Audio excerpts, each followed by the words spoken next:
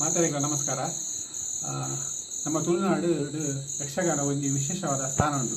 ಅಂಚೆ ನಮ್ಮ ಯಕ್ಷಗಾನ ಮತ ಮೇಳ ಮಾತ ಒಪ್ಪುನು, ಅವು ಅಲ್ಪ ಅಲ್ಪ ಮಾತ ಯಕ್ಷಗಾನ ಒಂದು ಎಪ್ಪುನು. ಅಂಚೆನೆ ಪರಕೆ ಯಕ್ಷಗಾನ ಮತ್ತೊಂದು ಉಪ್ಪು. ಅಂಚನೆ ಇನಿ ನಮ್ಮ ಒಂದು ಊರು ಬರ್ತದೆ ಆಗಲಿ ಇಲ್ಲ ಪ್ರತಿ ಇಲ್ಲ ಬರ್ತದೆ ಒಂದು 5 ನಿಮಿಷ ಮಲ್ತ ಯಕ್ಷಗಾನ ಮಲ್ತು ಹೋಗ್ಪೇರು. ಅದಕ್ಕೆ ಗೆಜ್ಜೆ ಪೂಜೆ ಅಂತ ಬಂದ್ಪೇರು. ಅಂಚೆನೆ ಇನಿ ಎಂಕಲ ಇಲ್ಲಾಗ್ಲ ಬರೋದಿಲ್ಲರು ಎಂಕಲ ಊರು ಬತ್ತು ಮಾತಾಡ ಇಲ್ಲ ಬರೋದಿಲ್ಲರು ಎಂಕಲ ಇಲ್ಲೆಲ್ಲ ಬರೋದಿಲ್ಲರು. ನಮ್ಮ ಏನಿ ತೂಕ ಯಕ್ಷಗಾನ ಗೆಜ್ಜೆ ಪೂಜೆ.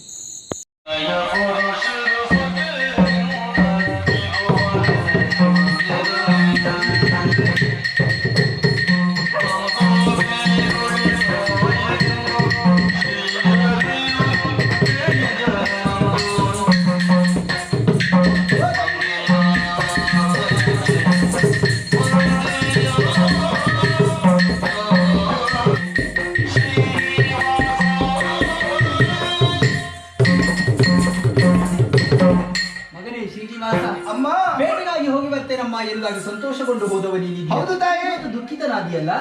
ಈ ದುಃಖಕ್ಕೆ ಕಾರಣ ಏನೆಂಬುದಾಗಿ ಅಮ್ಮನಲ್ಲಿ ಹೇಳಬಾರ್ದು. ಏನಾಯ್ತು ಕಂದ? ಅಮ್ಮ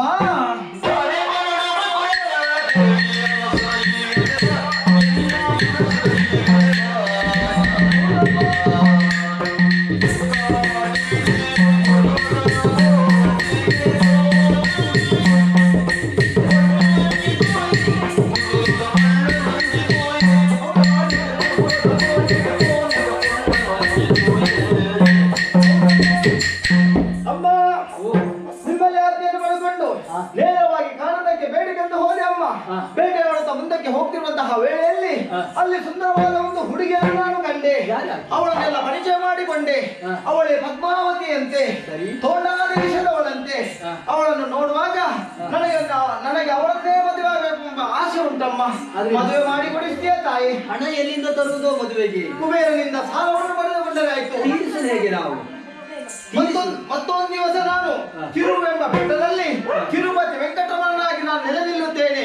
ಭಕ್ತರ ಮನೆಯಲ್ಲಿ ಉಳಿಪಾಗಿಸಿದ ಕಾಣಿಕೆಯನ್ನು ನಮ್ಮ ಕಾಣಿಕೆ ಹುಡುಗಿಯರನ್ನು ಹಾಕುತ್ತಾರೆ. ಅದನ್ನು ನೇರ ಸಮುದ್ರರಾಜರ ಮುಖಾಂತರ ಹೋಗಿ ಕುಬೇರನಿಗೆ ಸಹಾಯವಾಗುವ ಹಾಗೆ ಮಾಡುವಮ್ಮ. ಶ್ರೀನಿವಾಸ ಕಲ್ಯಾಣ.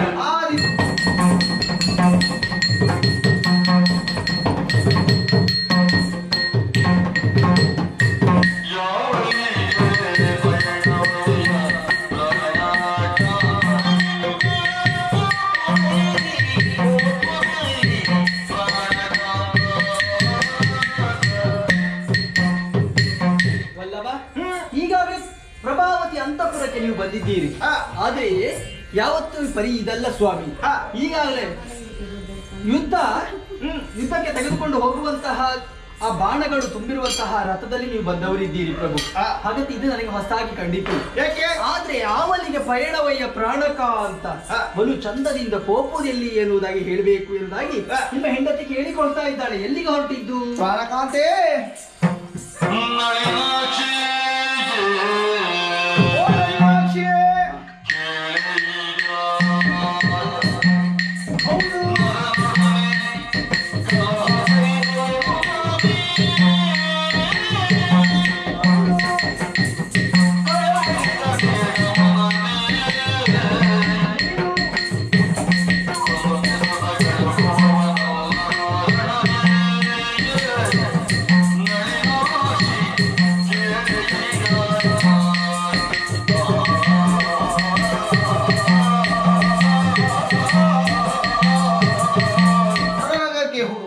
ಹೋದೆ ಅಂತ ಆದ್ರೆ ಅಲ್ಲಿ ಇರುವವರು ಕೂಡ ದರ್ಶನವಾಗುತ್ತದೆ ನಮ್ದು. ಆದ್ದರಿಂದ ಲೋಕಕ್ಕೆಲ್ಲ ಕೃಷ್ಣ ದರ್ಶನವೂ ಆಗ್ತದೆ. ಆದಿತಂತೆ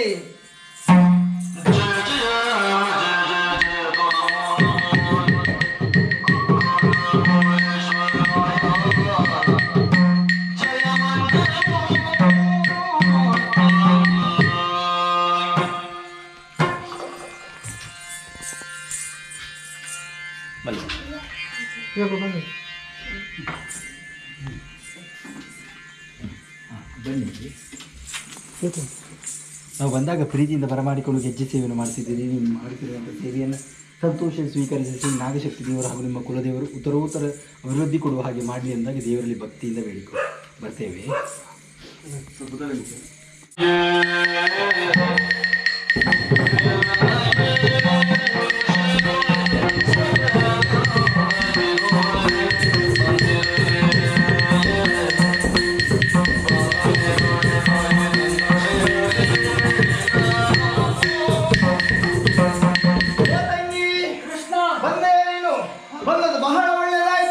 ನನ್ನ ಒಂದೇ ಕರೆಗೆ ಓಡೋಡಿ ಬಂದಿದ್ದೀಯ ತಂಗಿ.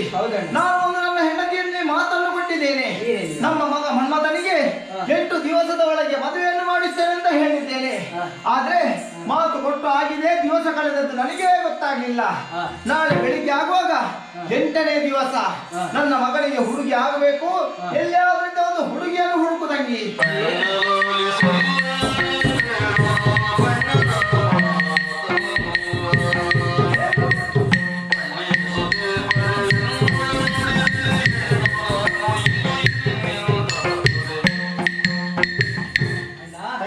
ಅಣ್ಣಲಾಲಿಸಲ್ಲ. ಯಾಕಮ್ಮ ನೀ ಕೇಳುವ ಮಾತು ಬಣ್ಣದ ಮಾತಾಯ್ತಣ್ಣ.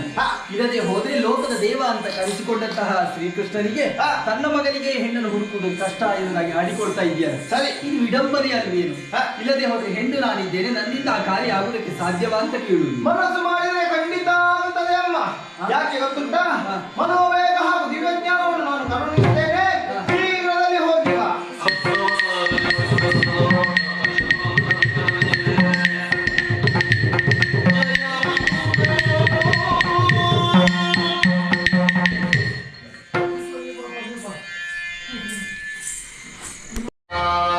ವಲ್ಲಭ, ಅದೇ ಶ್ರೀಕೃಷ್ಣನ ಒಡ್ಡೋಲಗವಿದು.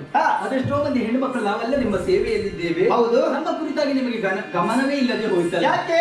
ನೀವು ನಗೆಯಾಡ್ತಾ ಇದ್ದೀರಿ. ಆವ ನಾರಿಯ ಮೇಲೆ ಮನವಾಯ್ತು ನಿಮಗೆ, ಈ ವಿಧದಿ ನಗಲಿಯಾಗಿ ನಗೆಯಾಡಿದ್ಯಾಗಿ.